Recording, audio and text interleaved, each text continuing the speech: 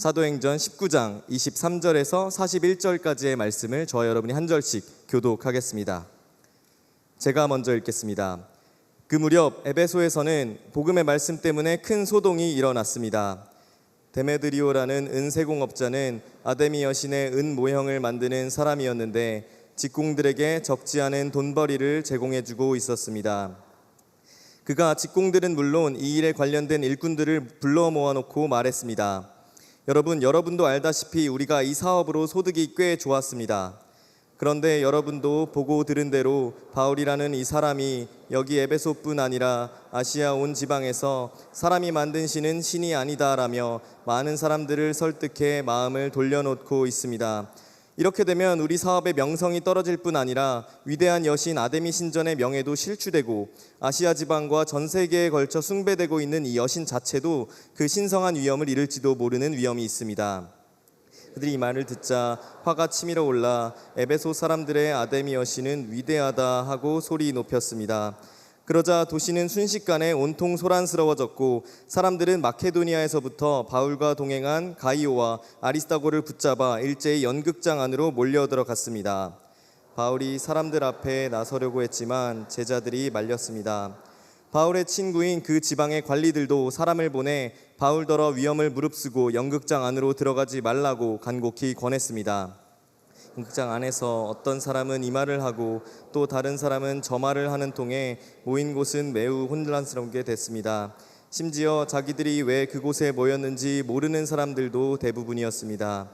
유대 사람들이 군중 가운데서 알렉산더를 앞으로 밀어냈습니다. 그러자 그는 조용히 하라고 손짓하고 사람들 앞에서 변호하려고 했습니다. 그러나 그가 유대 사람임을 알아챈 그들은 모두 한 목소리로 에베소 사람들의 아데미 여신은 위대하다라며 2시간 동안이나 외쳐댔습니다. 마침내 에베소 시청 서기관이 사람들을 진정시키고 말했습니다.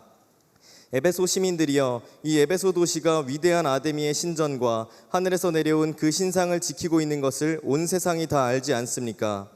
이것은 부인할 수 없는 사실이므로 이제 여러분은 경솔한 행동을 삼가야 합니다. 여러분은 이 사람들이 신전 물건을 도둑질하거나 우리 여신을 모독한 것도 아닌데 이곳으로 끌고 왔습니다. 그러므로 데메드리오와 그 동료 직공들은 누구를 고소할 일이 있다면 법정이 열려 있고 거기 총독들도 있으니 거기서 고소하면 될 것입니다. 그 밖에 여러분이 제기하고 싶은 문제가 더 있다면 그것은 정식 집회에서 해결해야 할 것입니다. 오늘 일로 인해 우리는 소란죄로 고소당할 위험이 있습니다. 그럴 경우에 우리가 이유 없이 일어난 이 소동에 대해 해명할 길이 없을 것입니다. 우리 함께 읽겠습니다. 그는 이렇게 말한 뒤 그 집회를 해산시켰습니다. 아멘.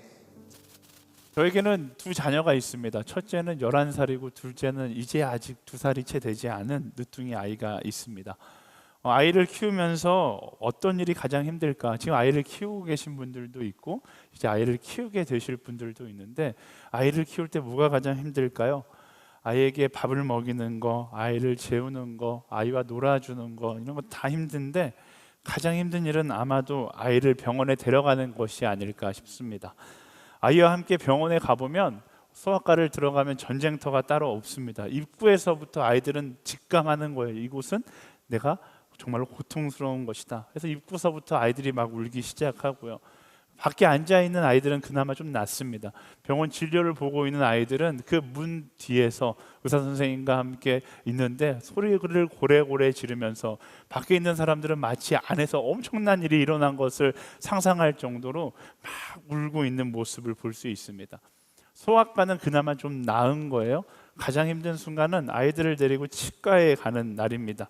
누가 그 광경만을 본다라면 정말 아동 학대죄가 의심될 정도로 놀라운 상황이 펼쳐집니다. 문 앞에서부터 아이들은 울면서 몸부림치고 절대로 치과에 안 들어가려고 문 안도 아니고 문 앞에서부터 부모와 씨름을 하고 있는 장면을 볼 수 있고요. 또 그 병원에 들어가 보면 치과 안에는 또 여러분도 치과 가는 거 어려워하시잖아요. 치과에 그 톱니 돌아가는 톱날밖에 돌아가는 소리와 아이들의 비명 소리 이 소리가 함께 합쳐져서 정말로 이곳이 과연 사람을 치유하는 곳인가라는 생각이 들 정도로 굉장히 정신없을 때가 많이 있습니다. 한번 저희 딸이랑 치과 진료를 받으러 갔는데 저희 딸의 이름이 최하늘 씨 이렇게 불려졌을 때 저희 딸은 갑자기 일어나서 그 치과를 뛰어나가면서 엘리베이터를 타고 탈출을 시도한 적도 있었습니다. 그만큼 병원이 너무나 싫은 곳이죠. 그런데 본질적으로 병원이라는 곳은 아이들을 괴롭히는 것이 아니라 그 고통에서 벗어날 수 있도록 도와주는 곳이죠. 아이들은 의사 선생님을 나쁜 사람이라고 생각하지만 의사 선생님은 아이들을 치료해주는 좋은 사람인 것이죠. 제가 왜 이런 이야기를 하냐면 우리가 복음 앞에 섰을 때도 똑같은 현상들이 일어나기 때문에 그렇습니다. 하나님 앞에 섰을 때, 그 십자가 앞에 섰을 때 우리는 내 안에 있는 죄의 문제로 인하여 엄청나게 큰 두려움과 고통, 괴로움을 느끼게 됩니다. 진리 앞에 마주해야 되는 나의 죄의 문제는 피하고 싶고 자존심 상하는 일이기 때문에 그래요. 하지만 그렇다고 해서 그 십자가 앞에 서지 않는다라면 우리는 영원한 죽음을 향하여 나아가는 고통의 연속 가운데 있어야 하는 것이고요. 십자가 앞에서 그 아픔과 고통의 시간을 견뎌낸다라면 우리는 참된 자유를 얻고 영원한 생명을 얻게 되는 것입니다. 그러나 선생님의 본심을 모르는 아이들이 고통스러워하듯 복음의 능력을 모른다라면 그 앞에 서는 것 자체가 두려운 일이 되는 것입니다. 그래서 많은 사람들이 복음 앞에서 난리를 치는 것이죠. 근데 우리는 그 복음을 전하는 사람으로서 항상 기억해야 되는 것 한 가지가 있다라면 복음은 언제나 이렇게 난리 법석을 일으킨다라는 것입니다. 복음은 언제나 소동과 함께 한다라는 거예요. 그래서 우리가 함께 말씀 나누고 있는 이 말씀의 여정의 주인공 사도 바울, 그가 어떤 사람이었습니까? 복음의 사람이었어요. 가는 곳곳마다 복음을 전하는 사람이었습니다. 그래서 그가 가는 여정 가운데 어떤 일들이 있어요. 크고 작은 소동들이 일어났던 것을 볼 수 있습니다. 여러분, 복음은 언제나 크고 작은 소동과 함께하는 것이죠. 오늘 말씀도 마찬가지인데요. 23절 말씀 함께 읽어보도록 하겠습니다. 23절 시작. 그 무렵 에베소에서는 복음의 말씀 때문에 큰 소동이 일어났습니다. 아멘. 말씀이 아주 직접적으로 설명을 해요. 복음 때문에 큰 소동이 에베소 가운데 일어났다. 어떤 소동이 일어났는가? 두 가지 소동의 의미가 다 담겨 있을 것 같습니다. 첫 번째는 지난주 말씀 가운데 나누었듯이 복음 앞에서 깨닫게 되자, 복음 앞에서 자신이 죄인이라는 것을 알게 되자, 복음 앞에서 내가 걸어왔던 길이 잘못된 길임을 알게 되자 과거의 습관을 다 지워버리고 오늘부터 새롭게 살겠다라고 결단하는 긍정적인 소동이 있었던 것이죠. 지난주 말씀 사도행전 19장 18절에서 19절 말씀 다시 한번 읽어볼까요? 시작. 믿게 된 사람들이 많이 나와 자신의 악한 행위들을 고백하고 공개했습니다. 마술을 하던 많은 사람들은 그 책들을 모아다 사람들이 태워버렸습니다. 그들이 그 마술 책들의 값을 매겨보니 모두 5만 드라크마 정도가 됐습니다. 아멘. 우상에 사로잡혔던 사람들이 복음 앞에 서게 되자 어떤 일들이 일어나요? 자신의 악한 행위를 깨닫고 고백하고 공개하기 시작했습니다. 그리고 주저하지 않고 그들이 의지했던 마술책들, 주술서들을 가지고 나와서 태워버리는 거예요. 그 가격이 5만 드라크마. 제가 지난주에 이것을 환산해서 말씀드렸죠. 약 65억 정도 되는 책들을 한 자리에서 다 태워버리는 일들이 있었던 것입니다. 굉장히 큰 소동이 일어난 것이죠. 이처럼 복음은 우리의 삶 가운데 새롭게 하는 소동을 일으키기도 합니다. 하지만 또 반대로 부정적인 소동을 일으키기도 하는 것이죠. 오늘 말씀 28절과 29절 말씀 함께 읽어보겠습니다. 시작. 그들이 이 말을 듣자 화가 치밀어 올라 에베소 사람들의 아데미 여신은 위대하다 하고 소리 높였습니다. 그러자 도시는 순식간에 온통 소란스러워졌고 사람들은 마케도니아에서부터 바울과 동행한 가이오와 아리스다고를 붙잡아 일제히 연극장 안으로 몰려 들어갔습니다. 아멘. 복음의 말씀 앞에서 자신의 약함을 인정하고 싶지 않고 자신의 기도권을 빼앗기지 않고자 하는 사람들이 부정적인 소동을 일으켰던 것을 말씀 가운데서 볼 수 있습니다. 이렇듯 에베소뿐만 아니라 사도 바울이 복음의 사람들이 지나간 모든 자리에는 크고 작은 긍정적인 소동과 또 크고 작은 부정적인 소동이 있었다라는 것을 알 수 있습니다. 인간의 욕망과 헛된 자존심이 그 복음을 밀어내면서 생겨나는 부작용들이 바로 그 소동의 이유였던 것이죠. 여러분, 이 말씀 가운데, 이런 상황 가운데 우리가 무엇을 알 수 있습니까? 복음은 언제나 소동과 함께한다. 복음의 사람이었던 사도 바울이 걸어갔던 그 여정 가운데 소동이 있었던 것, 그건 사도 바울만의 이야기가 아닙니다. 그보다 먼저 예수님이 걸어가셨던 모든 여정 가운데도 동일하게 일어났어요. 긍정적인 소동도 일어났지만 많은 사람들이 예수님을 핍박했고 예수님을 멀리했고 예수님을 부정하는 부정적인 소동도 일어났다라는 것입니다. 그런데 그런 부정적인 소동들이 있었음에도 불구하고 사도 바울도 예수님도 그 여정을 멈추지 않았어요. 왜일까요? 제가 처음에 예를 들었듯이 치과에 가서, 제가 아이를 데리고 치과에 가서 소동이 일어납니다. 야, 이건 너무 민폐야 이러고서 치과에 애를 데려가지 않는다, 그냥 포기해버린다. 그러면 어떻게 될까요? 근데 이 아이는 고통 가운데 있을 겁니다. 저는 절대로 그렇게 하지 않아요. 이 아이가 탈출을 시도한다 할지라도 저는 땅끝까지 쫓아가서 이 아이를 잡아다가 치과 침대에 눕히고 치료를 받게 만들 것입니다. 왜요? 이유는 간단하죠. 사랑하니까요. 병원에 안 데려가면 그 소동을 경험하지 않아도 돼서 상황적으로 편할지 몰라요. 하지만 내가 사랑하는 나의 아이가 고통으로 힘들어하는 것을 보는 것이 더 괴로운 것이죠. 그 괴로움을 보지 않게 하기 위해서 소동이 있을 거라는 것을 알고 있음에도 불구하고 치과에 데려가는 것, 그게 부모의 마음이고 오늘 말씀 가운데 바울과 예수님의 마음이 딱 그런 마음인 것이죠. 많은 사람들이 복음으로 도망치려고 하고 나의 자존심이 꺾이는 것을 싫어해서 소동을 일으키지만, 그럼에도 불구하고 예수님은, 그럼에도 불구하고 사도 바울은 사랑했기에 그들에게 복음을 전하고 그 소동을 감수해냈던 것이죠. 사랑하는 여러분, 그리스도인으로서 복음을 증거하는 여정을 걸어갈 때 수많은 소동들이 일어날 것입니다. 그 소동들이 일어날 것이 두려워서 복음을 전하지 않는다라면 그것은 예수님을 따라서 사랑하는 사람의 자세가 잘못된 것이죠. 여러분 기억하세요. 예수님께서 우리가 예수님이 사랑한 것처럼 사랑하라고 말씀하셨고 복음을 전하라고 말씀하셨다라면 우리는 소동을 감수해내면서까지 포기하지 않고 복음을 전하는 사람이 될 수 있어야 하는 것입니다. 그래서 말씀에 보면 예수님께서 우리에게 이렇게 거칠게 말씀하신 장면이 나와요. 마태복음 10장 34절과 35절 말씀 함께 읽어볼까요? 시작. 내가 이 땅에 평화를 주러 왔다고 생각하지 말라. 나는 평화가 아니라 칼을 주러 왔다. 나는 아들이 아버지와 딸이 어머니와 며느리가 시어머니와 서로 다투게 하려고 왔다. 아멘. 저는 예전에는 이 말씀이 이해가 잘 안 됐어요. 예수님께서 왜 이 땅 가운데 여호와 샬롬 평안의 예수 그리스도로 오셔야 되는데 왜 칼을 주러 왔다, 전쟁을 일으키러 왔다라고 이야기하는 것일까? 예수님은 싸움을 조장하는 것인가? 아니죠. 그 복음 앞에 그들을 한 사람 한 사람을 복음 앞에 세울 때까지 어떤 소동도 마다하지 않는 그 사랑이 바로 이 말씀의 백그라운드에 깔려 있는 거예요. 아들을 사랑한다면, 아버지를 사랑한다면, 딸을 사랑한다라면, 며느리를 사랑한다라면, 시어머니를 사랑한다라면 전쟁을 일으켜서라도 그를 복음 가운데 세워야 한다. 그게 예수님의 마음이고 우리가 품어야 할 그리스도의 사랑의 모습인 것입니다. 전쟁이 두려워서 이 평화가 깨지는 것이 싫어서 복음을 전하지 않는다? 그렇다면 그건 사랑하지 않는 것이다 라고 말씀은 정의하는 것입니다.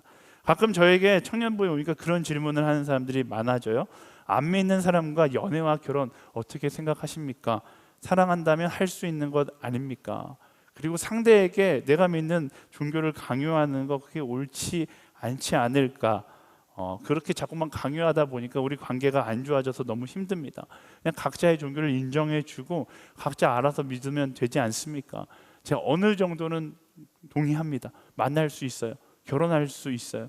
실제로 저에게 찾아와서 결혼해도 되냐고 물으면 물론 제 허락을 받으러 온 건 아니겠지만 뭐 저는 충분히 할 수 있다라고 이야기하고 싶습니다. 실제로 결혼한 사람들도 있고 결혼해서 잘 사는 분들도 계세요. 우리 멘토님들 가운데도 그런 분들이 계시죠. 그런데 제가 한 가지 정말로 권면해주고 싶은 것이 있다라면, 그렇게 결혼할 것이라면, 그 정도로 사랑한다라면 치열하게 전쟁할 영적 준비는 충분히 하고 결혼해야 한다라는 것입니다. 그냥 그 사람이 안 믿는다고 포기한다라면 그건 제가 결혼할 만큼의 사랑이 아니라고 저는 확신해요. 정말로 그 사람이 안 믿는데도 불구하고 내가 저 사람이랑 결혼하겠다, 그러면 내 생명을 걸어서라도 저 사람을 복음 앞에 세우겠다라는 그 예수님의 마음을 가지고 각오를 단단히 하고 그 자리에 가야 한다라는 것입니다. 사랑하기 때문에 내가 줄 수 있는 최고의 것, 내가 선물할 수 있는 최고의 선물, 그 영원한 생명을 주지 않고서는 견딜 수 없어야지 그 결혼 생활을 견딜 수 있는 것이고, 그게 진짜 사랑하는 것이기 때문에 그렇습니다.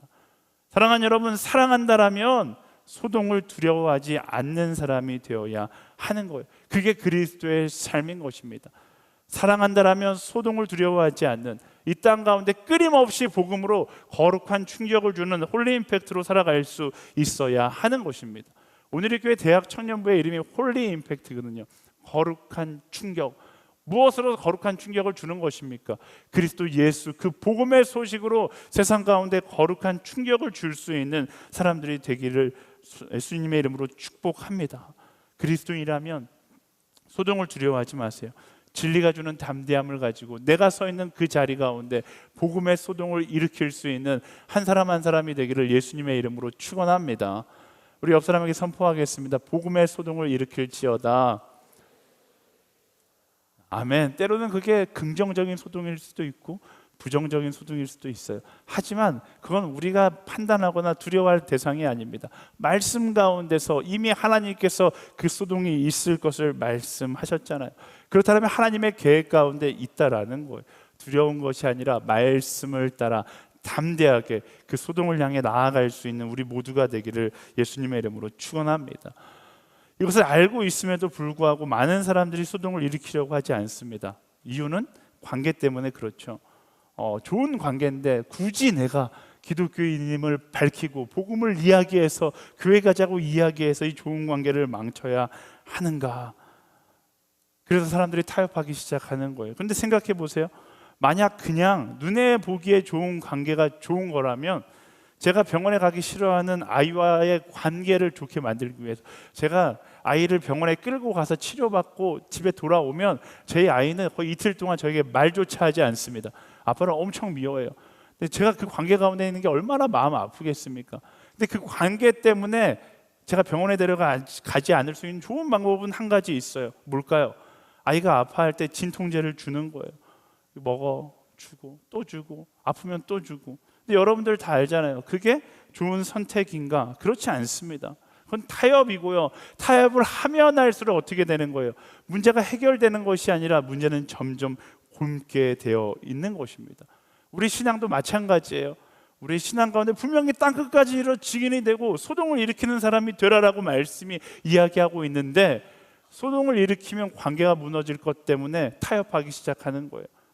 그렇게 타협하는 순간 우리는 조금 달라진다고 생각하는데, 그 타협은 조금 달라지는 것이 아니라 말씀과 완전히 동떨어진 틀린 잘못된 신앙의 여정을 만들게 된다는 것을 우리는 기억해야 하는 것입니다.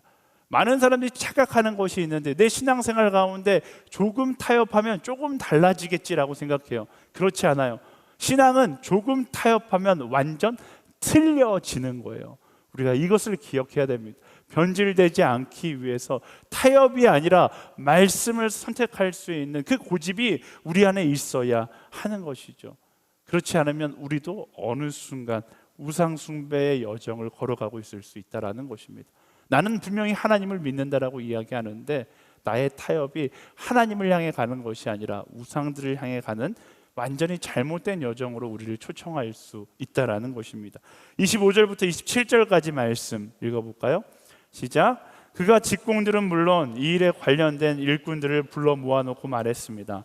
여러분도 알다시피 우리가 이 사업으로 소득이 꽤 좋았습니다. 근데 여러분도 보고 들은 대로 바울이라는 이 사람이 여기 에베소뿐 아니라 아시아 온 지방에서 사람이 만든 신은 신이 아니다라며 많은 사람들을 설득해 마음을 돌려놓고 있습니다. 이렇게 되면 우리 사업의 명성이 떨어질 뿐 아니라 위대한 여신 아데미 신전의 명예도 실추되고 아시아 지방과 전 세계에 걸쳐 숭배되고 있는 이 여신 자체도 그 신성한 위엄을 이룰지도 모르는 위험이 있습니다. 아멘. 바울이 전하는 복음 앞에서 사람들이 아데미 여신을 섬기는 것을 멈추기 시작하는 거예요. 그러자 문제가 생깁니다. 어떤 문제? 이 아데미 여신으로 인해서 돈을 벌었던 많은 사람들이 자신의 수익이 사라지기 시작하니까 위기의식을 느끼는 거죠. 본질은 거기에 있어요. 내가 돈을 못 벌게 되었다. 근데 그들은 뭐라고 이야기해요? 지금 이 일로 인해서 아데미 여신의 명예가 실추되고 그가 신성한 위엄을 잃어버릴지도 모른다. 이러면서 사람들을 부추기고 있는 거예요. 그러니까 뭔가 지금 하나님 신을 섬기는 태도 자체가 잘못된 거. 이들의 말 자체에서 뭘 느낄 수 있습니까? 이들은 신을 믿는 것이 아니라 그저 자기가 만든 한 형상을 믿고 있다라는 것을 이들의 고백 가운데 알 수 있어요. 그런데 이들이 이렇게 부추기 시작하니까 어떤 일들이 일어나는가? 28절 말씀 함께 읽겠습니다. 시작.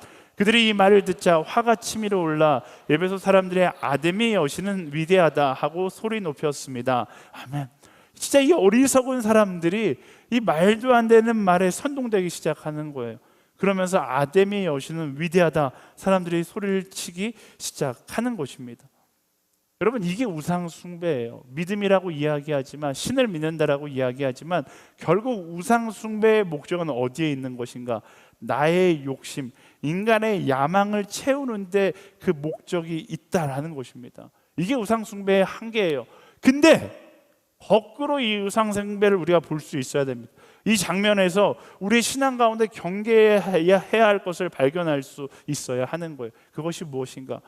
우리의 신앙이 하나님으로부터 시작되지 않고 나의 욕심으로부터 시작되어 있다라면 우리도 변질된 우상 숭배자가 될 수 있다라는 것입니다. 우리가 이 자리에 앉아 있다고 해서 우상 숭배로부터 안전지대에 있다라고 착각하면 안 됩니다. 우리가 하나님을 믿는다라고 고백한다고 해서 우리가 우상 숭배로부터 안전지대에 있다라고 생각하면 안 되는 거예요. 우리가 아무리 하나님을 믿는다라고 해도 그 신앙이 하나님으로부터 시작된 것이 아니라 그저 나의 욕심과 나의 야망에서 시작된다라면 그것은 하나님이라고 불리는 변질된 우상을 숭배하는 것과 동일한 것입니다. 우리는 기억해야 돼요. 사도 바울이 에베소에서 선포했던 그 메시지, 사람이 만든 신은 신이 아니다.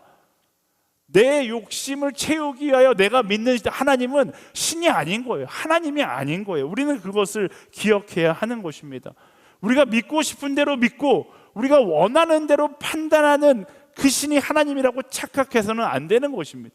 여러분, 우리의 믿음 가운데 가장 위험한 모습이 여기에 있어요.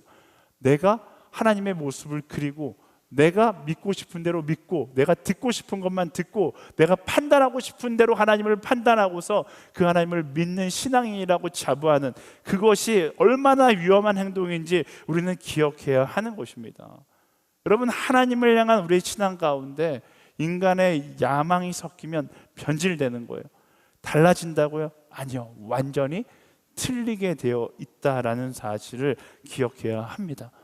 나도 모르게 어느 순간 하나님을 외치고 있었는데 어느 순간 고개를 들어 보니까 하나님이 아니라 하나님이라고 이름표만 가지고 있는 헛된 우상을 섬기고 있을 수 있다라는 것이죠. 그래서 우리가 항상 기억해야 되는 것, 우리는 내가 만든 신이 아니라 나를 만든 하나님과 동행하는 것을 항상 확인해야 하는 것입니다. 그러니까 내 안에서 신앙이 시작되는 것이 아니라 말씀과 성령을 통하여 내가 오늘 동행하고 있는 그 하나님이 나를 만드신 하나님이신지를 확인할 수 있어야 돼요. 내가 만든 신이 아니라 나를 창조하신 그 하나님, 그리고 내가 따라가야 하는 그 하나님인지를 확인할 때 그때 비로소 참된 신앙이 시작되는 것입니다. 신앙이 무엇입니까? 내 중심에서 하나님 중심으로 나의 삶의 패턴을 바꾸는 것이 신앙생활인 거예요. 여전히 내가 중심이 되어 하나님을 끌고 다니려고 한다면 그것은 옳지 않은 우상 숭배의 모습이다라는 사실을 우리는 기억해야 합니다. 그래서요, 내가 듣고 싶은 말씀만 들으려고 하면 안 됩니다. 내게 위로가 되는 말씀만 찾아다니면 안 돼요. 그렇게 듣고 싶은 말씀, 내게 위로가 되는 말씀, 그것만 살다 보면 어느 순간 말씀을 내 삶 가운데 끼워 맞추는 인생이 되어서 하나님이 아니라 괴상한 우상을 섬기는 삶이 될 수밖에 없는 것입니다. 바른 것, 신앙생활은 뭐예요? 내가 듣고 싶은 말씀만 듣는 것이 아니라 그 말씀 안에 나를 깎아서 넣을 수 있는 것, 그게 참된 신앙의 모습이다라는 것입니다. 때로는 그런 말씀과 마주하는 것이 힘든 순간들이 있어요. 듣기 싫은 순간들이 있어요. 그 말씀만 들으면 아픈 순간들이 있습니다. 그런데 그 말씀이 정말로 그 아픔이 필요하다라면 나 스스로 그 말씀 앞에 설 수 있어야 돼요. 여러분, 안 아프게 치료하는 의사가 좋은 의사일까요? 아니죠. 아프더라도 완전히 치료하는 의사가 좋은 의사잖아요. 때로는 말씀 앞에 내가 고통스럽다라면 그것을 피하는 것이 아니라 그 말씀 앞에 서서 말씀 가운데 성령께서 나를 치료하는 그 시간들을 체험할 수 있어야 하는 것입니다. 고통스럽더라도 십자가 앞에 서서 나를 깨트리는 그 하나님을 경험할 수 있어야 하는 것이죠. 그런 의미에서 저는 여러분들에게 더 마주하기 싫은 말씀 앞에 더 마주해야 한다라고 저는 생각합니다. 예전에 저에게 한 쪽지가 왔어요. 저의 설교에 대해서 막 비판하는 설교였거든요. 제가 설교 비판을 굉장히 잘 듣는 목회자거든요. 웬만하면 설교 비판을 들으면 다 죄송합니다, 다음부터는 제가 조심하도록 하겠습니다, 이렇게 답을 하거든요. 근데 그래서 그 편지에 이렇게 써 있었어요. 목사님, 그만 좀 혼내세요. 목사님 설교를 들으면 너무 혼나는 것 같아서 기분이 나빠요. 이 편지를 봤는데 제가 기분이 조금 이상한 거예요. 내가 얼마나 혼냈다고 그러지? 그러니까 동의를 못 하겠지만 어쨌든 한편으로 그런 생각이 들어요. 이 사람에게 그렇게, 실제로 그렇게 쓰진 않았지만 제 마음 가운데 혹시 이 자리에 그때 그 메일을 쓰신 분이 있다면 용서하시고, 저는 그렇게 쓰고 싶었어요. 그럴수록 더 들으셔야 합니다. 절대로 그 자리를 떠나지 마시고 더 들어야 합니다. 여러분, 말씀 앞에 서서 나를 찌르는 말씀이 있으면 피하지 마세요. 그럴수록 더 듣고 더 찔려야 되고 더 깨져야 하는 것입니다. 그때 비로소 우리가 우상으로부터 자유할 수 있는 거예요. 기억해야 돼요. 진리는 변하는 것이 아닙니다. 진리 앞에 우리가 변해야 하는 거예요. 자꾸만 진리를 변화시키려고 합리화하다 보면 어느 순간 진리의 그 자리에 하나님이 아니라 우상이 앉아 있을 수밖에 없는 것입니다. 기억하세요. 사람이 만든 신을 믿는 우리의 신앙이 아니라 우리를 만드신 그 하나님을 믿는 참된 신앙의 여정을 걸어갈 수 있어야 하는 것입니다. 아멘. 우리 옆 사람이 선포하겠습니다. 당신을 만든 하나님을 신뢰할지어다.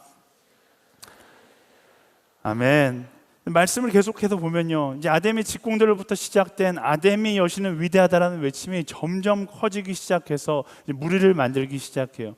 그리고 예배소 중심에 있는 연극장에 이르자 그 무리가 걷잡을 수 없을 만큼 가득 차게 됩니다.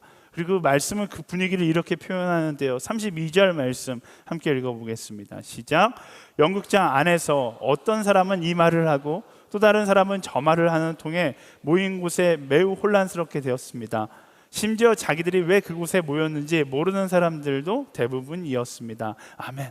말씀이 재밌지 않습니까? 자기가 왜 그 자리에 왔는지 모르는 사람들이 적은 것도 아니고 대부분이었다. 이 분위기에 취해 선동된 사람들이 너무나 많았다라는 것입니다. 근데 세상은 보통 진리를 위협하기 위해서 이 방법을 선택해요.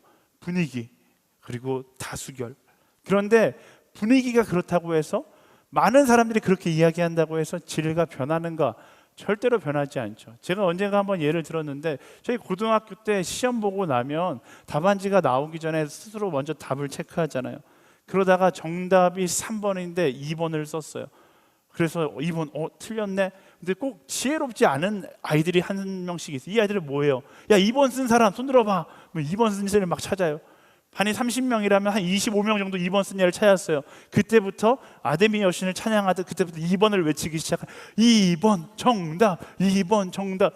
이게 어리석은 일이지만 우리의 고등학교 때 다 일어났었던 일들이잖아요. 근데 아무리 2번을 그렇게 외친다고 해서 그게 정답이 됩니까? 오히려 3번을 쓴 친구들은 자기가 정답이라는 걸 확신하면 그 3번 쓴 사람 손 들어봐, 이거 찾지도 않아요. 그 정답이라는 걸 아니까.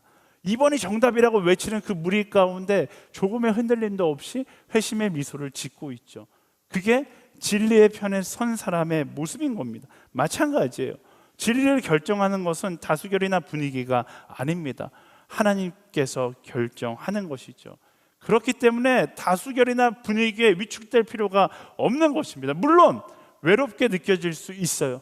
하지만 진리를 품은 자의 평안함을 우리가 누리며 살아갈 수 있어야 하는 것입니다. 저는 이 예배소의 모습을 보면서 오늘날 한국의 모습이, 오늘날 전 세계의 모습이 딱 예배소와 같다라는 생각이 들어요.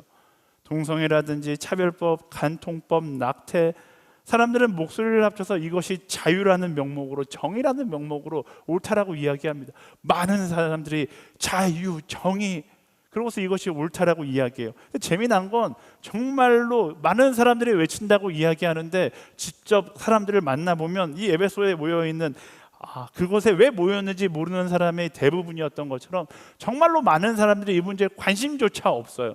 그냥 사람들이 외치니까 그게 정의고 진리인 것처럼 자신도 같이 외치고 있는 그런 시대 가운데 살고 있는 것이죠. 그렇다고 해서 우리는 어떻게 해야 합니까? 우리도 같이 그것이 진리고 정의라고 외쳐야 할까요? 동조해야 할까요? 아닌 거죠. 진리가 진리라고 결정하는 것은 다수결도 아니고 분위기도 아니고 하나님의 말씀이 그 진리를 이야기하고 있는 것입니다. 우리는 그 상황 가운데 타협하는 것이 아니라 진리를 품은 자답게 더욱더 진리를 붙잡고 회심의 미소를 지을 수 있는 그런 그리스도인들이 되어야 한다라는 것입니다. 말씀을 볼까요? 상황은 점점 악화되어 가고 있습니다.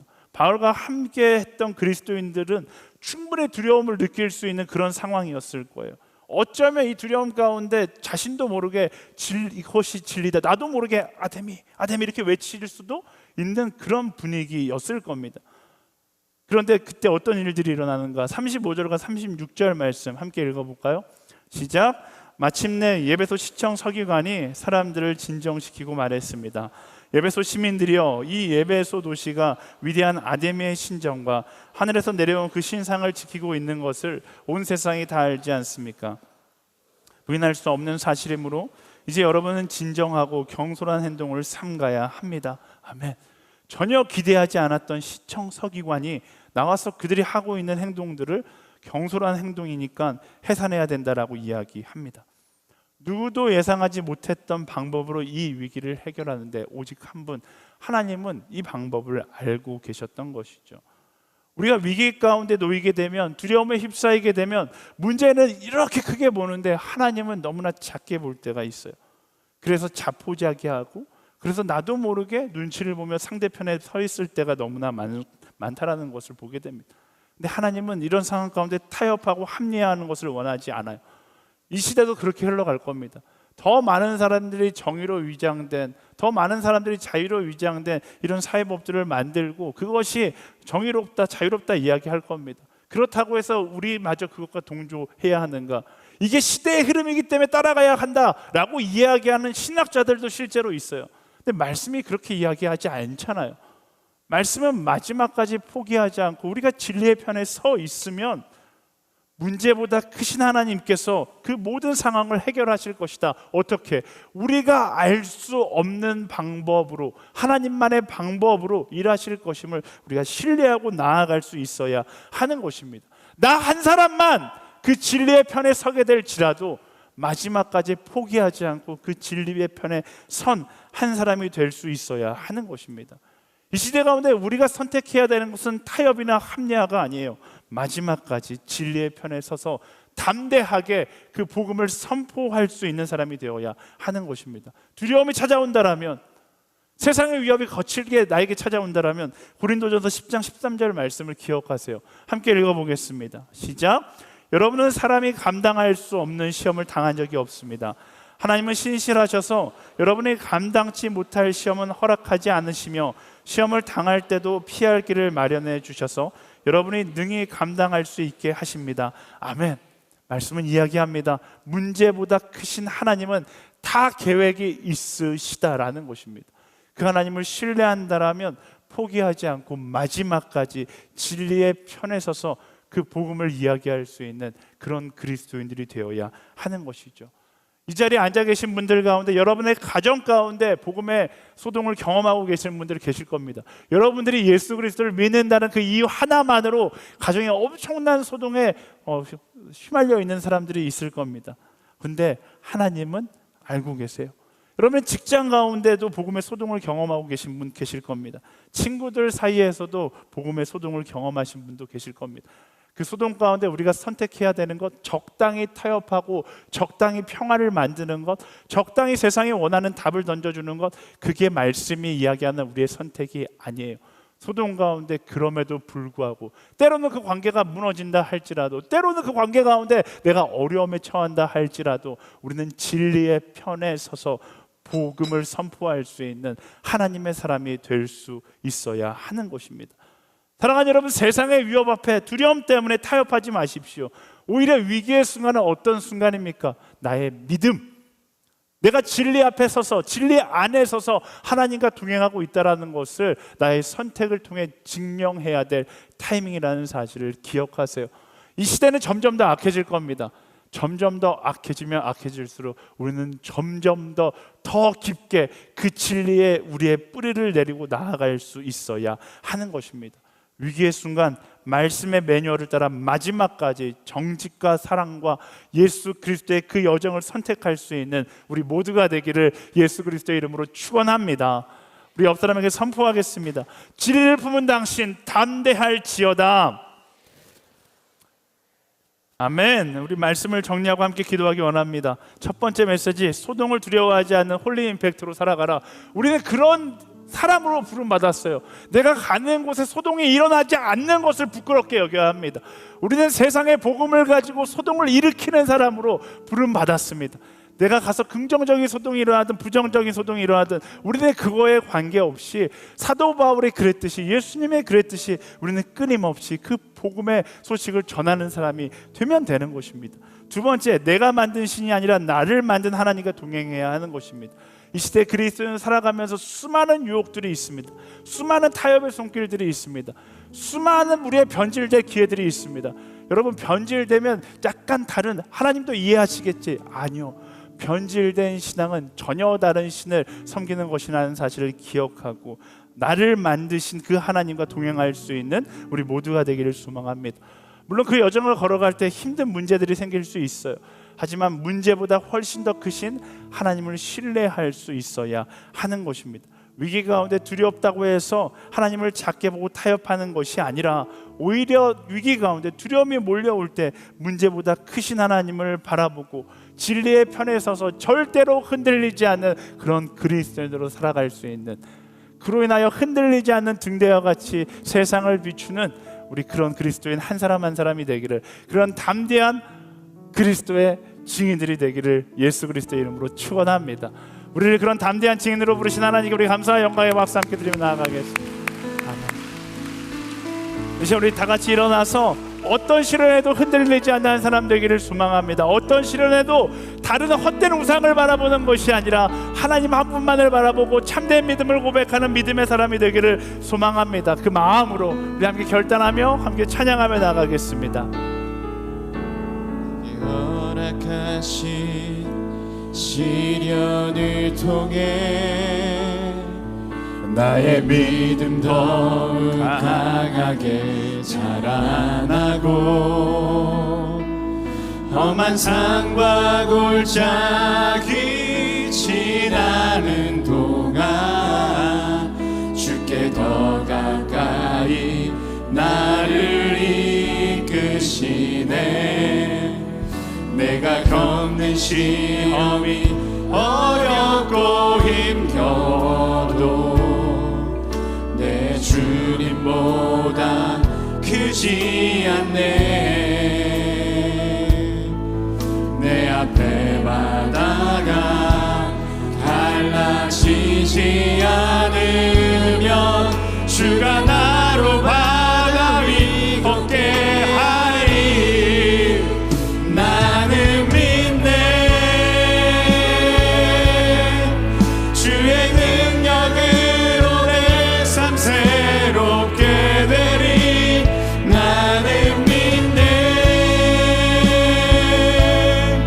주의 능력으로 담대히 나가리라. 주와 함께 싸워 승리하리라. 날마다 믿음으로 나 살아가리. 우리 처음부터 다시 한번 고백하며 나아가겠습니다. 내게 허락하신 시련을 통해 나의 믿음 더욱 강하게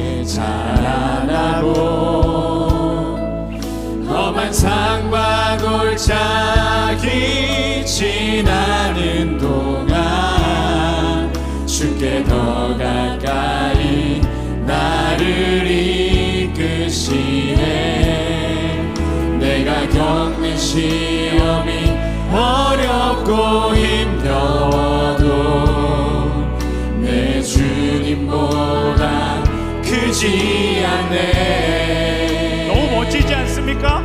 내 앞에 바다가 갈라지지 않을지라도 우리를 염려하지 않습니다. 하나님은 더 놀라운 계획을 가지고 계십니다. 바다 위 함께하리.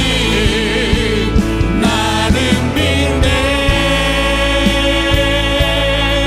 주의 능력으로 내 삶 새롭게 되리. 나는 믿네. 주의 능력으로 담대히 나가리라. 주와 함께 싸워 승리하리라. 날마다 믿음으로 나 살아가리. 나는 믿네. 주의 능력으로 내 삶 새롭게 되리. 나는 믿네. 주의 능력으로 담대히 나가리라. 주와 함께 싸워 승리하리라. 날마다 믿음으로 나 살아가리. 이제 우리 말씀을 기억하며 함께 기도하며 나아가기 원합니다. 띄어져 있는 것처럼 소동을 두려워하지 않는 거룩한 충격을 주는 홀리 임팩트로 주님 살아가게 하여 주시옵소서. 두려워하는 것이 아니라 담대하게 복음으로 세상을 흔드는 하나님의 사람 되게 하여 주시옵소서. 내가 만든 신이 아니라 나를 만든 하나님과 날마다 동행하는 우리의 삶이 되게 하여 주시옵소서.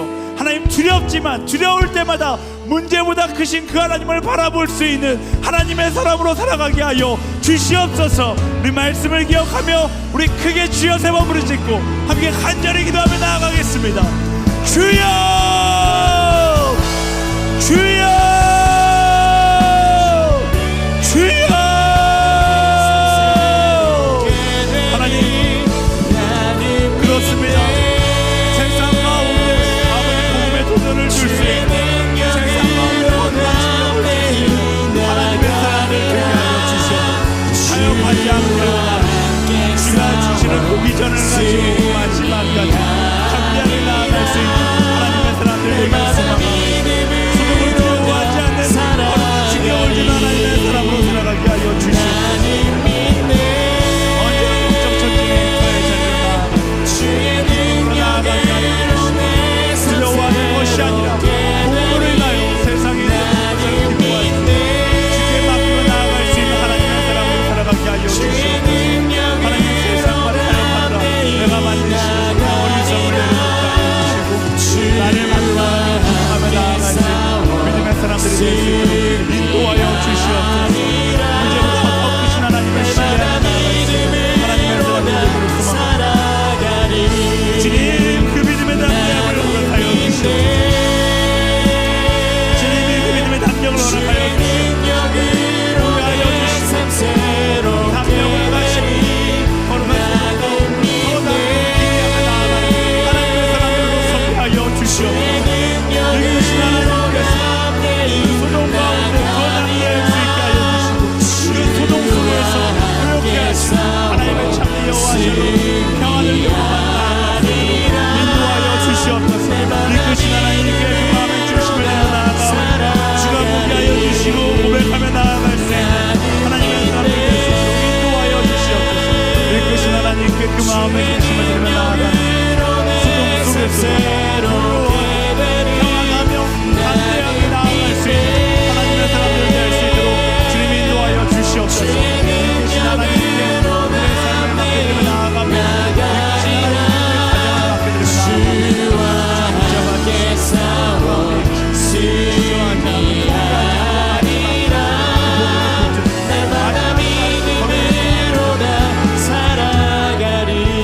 우리 마지막으로 한 번 더 기도하며 나아갈 때 그 복음의 소동 가운데 있는 이들을 위해서 함께 기도하기 원합니다. 특별히 가정 가운데 그 소동을 겪고 있는 우리 형제 자매들을 위해서 함께 기도하기 원합니다. 하나님, 외롭고 힘든 싸움이지만 그럼에도 불구하고 포기하지 않고 그 가정 가운데 진리를 심는 하나님의 사람들 되게 하여 주시옵소서. 그들의 포기하지 않는 열정을 통하여 가정의 복음화가 이루어지는 놀라운 역사가 있게 하여 주시옵소서. 그 복음의 담대한 여정이 가정의 역사를 써내려가게 하여 주시옵소서. 우리 주여 한번 부르시고 함께 중보하며 나아가겠습니다. 주여!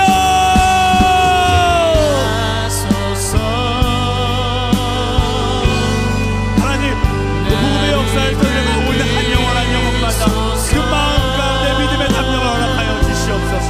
포기하지 않고 복음의 신을 누리고 있는 하나님의 사람들, 그들을 통하여 이 땅 가운데 복음의 증거가 하여 주시옵소서. 그 한 영혼을 통하여 가정의 그리스도 예수를 영접하는 놀라운 역사가 있게 하여 주시옵소서. 포기하지 않고 낙심하지 않고 마지막까지 그 복음의 씨앗을 뿌리시고 하나님의 사람들로 서게 하여 주시옵소서. 그 믿음의 싸움이 하나님이 도우신 그 없는 승리를 고백하며 나아갈 수 있는 놀라운 역사를 함께 하여 주시옵소서. 이끄시는 주님을 기억하며 주만의 신으로 낭망하지 아니하고 포기하지 아니하고 마지막까지 그 길을 향하여 나아갈 수 있는 하나님의 사람들이 되게 하여 주시옵소서. 무엇이 하나님의 꿈이지 않습니까? 무엇이 하나님의 소망이지 않습니까? 무엇이 하나님의 바람이지 않습니까? 그 한 영혼 한 영혼 진실 하나님의 마음, 그 사람을 더하여 주시옵소서. 그 사람을 더하여 주시옵소서. 영적 전쟁 가운데 승리를 선포하고 영적 전쟁 가운데 주님을 향하여 쫓아가는 아버지 끊임없이 도전할 수 있는 하나님의 사람들이 되게 하여 주시옵소서. 헛된 가정을 가운데 기억하여 주시옵소서. 승리의 신 그 하나님을 바라보고 나아갈 수 있도록 인도하여 주시옵소서. 이끄신 하나님의 그 마음을 가지고 나아갈 수 있도록 이끄신 하나님의 그 마음을 그 가정마다 평안이 넘쳐나게 하여 주시옵소서. 그 가정마다 이끄신 하나님의 도움을 하여 주시옵소서.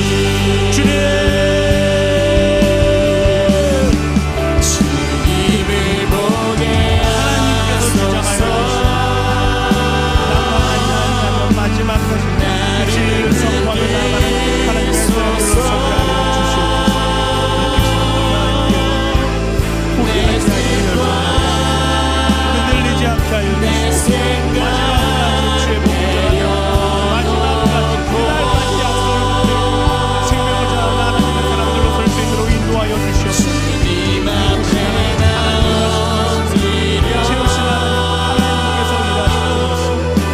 채우신 하나님께서 일하시는 하나님의